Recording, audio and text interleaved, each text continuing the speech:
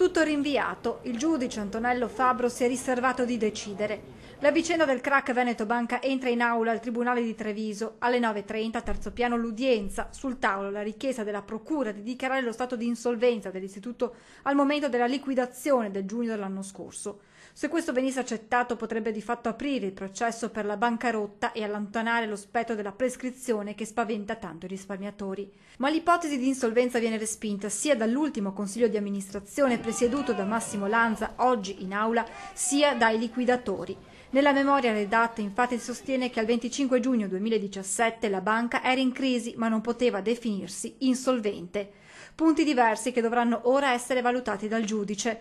Una decisione, la sua, che non sorprende l'avvocato Luigi Fadalti, rappresentante di diversi risparmiatori, oggi rimasto fuori dall'aula. Il Tribunale, su istanza dei commissari liquidatori e delle difese delle persone convocate, ha ritenuto di escludere la partecipazione mia in rappresentanza di alcuni soci della banca. A me risulta che il pubblico ministero abbia insistito nella richiesta di declaratoria dello stato di insolvenza e soltanto in via subordinata abbia formulato istanza per l'espletamento di una perizia.